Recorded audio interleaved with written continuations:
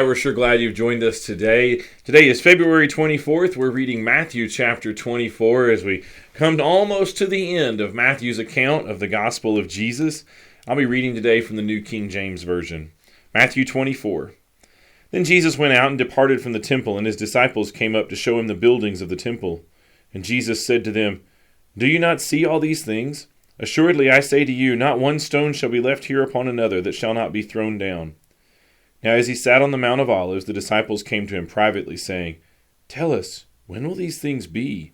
And what will be the sign of your coming and the end of the age?"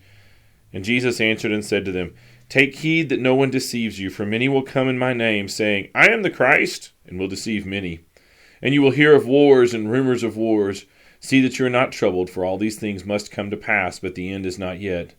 For nation will rise against nation, and kingdom against kingdom, and there will be famines, pestilences, and earthquakes in various places.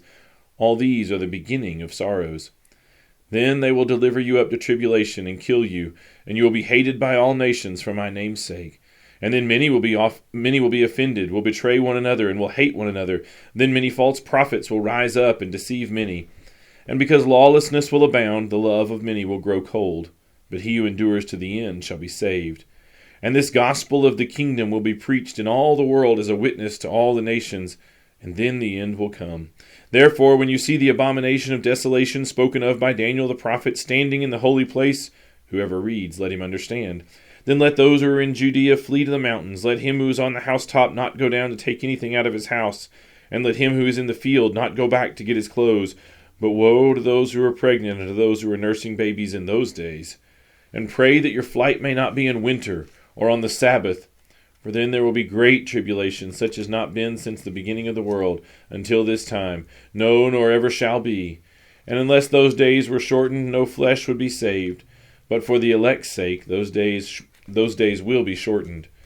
Then if anyone says to you, 'Look, here is the Christ,' or 'There,' do not believe it, for false Christs and false prophets will rise and show great signs and wonders, to deceive, if possible, even the elect. See, I have told you beforehand. Therefore, if they say to you, 'Look, he's in the desert,' do not go out, or 'Look, he's in the inner rooms,' do not believe it. For as the lightning comes from the east and flashes to the west, so will the coming of the Son of Man be. For wherever the carcass is, there the eagles will be gathered together. Immediately after the tribulation of those days, the sun will be darkened, and the moon will not give its light. The stars will fall from the heaven, and the powers of the heavens will be shaken. Then the sign of the Son of Man will appear in heaven, and then all the tribes of the earth will mourn, and they will see the Son of Man coming on the clouds of heaven with power and great glory. And he will send his angels with a great sound of a trumpet, and they will gather together his elect from the four winds, from one end of heaven to the other. Now learn this parable from the fig tree. When its branch has already become tender and puts forth leaves, you know that summer is near. So you also, when you see all these things, know that it is near, at the doors. Assuredly I say to you, this generation will by no means pass away till all these things take place. Heaven and earth will pass away, but my words will by no means pass away. But of that day and hour no one knows, not even the angels of heaven, but my Father only. But as the days of Noah were, so also will the coming of the Son of Man be. For as in the days before the flood, they were eating and drinking, marrying and giving in marriage, until the day that Noah entered the ark, and did not know until the flood came and took them all away.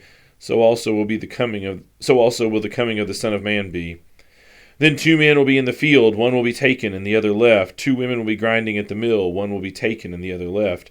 Watch therefore, for you do not know what hour your Lord is coming. But know this, that if the master of the house had known what hour the thief would come, he would have watched and not allowed his house to be broken into. Therefore you also be ready, for the Son of Man is coming at an hour you do not expect. Who then is a faithful and wise servant, whom his master made ruler over his household, to give them food in due season?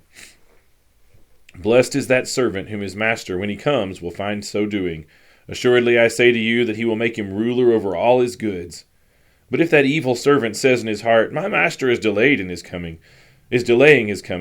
and begins to beat his fellow servants and to eat and drink with the drunkards, the master of that servant will come on a day when he's not looking for him, and at an hour that he is not aware of, and will cut him in two and appoint him his portion with the hypocrites. There shall be weeping and gnashing of teeth." That's Matthew chapter 24. Thank you again for reading along with us through God's Word this year. I hope you have a great day.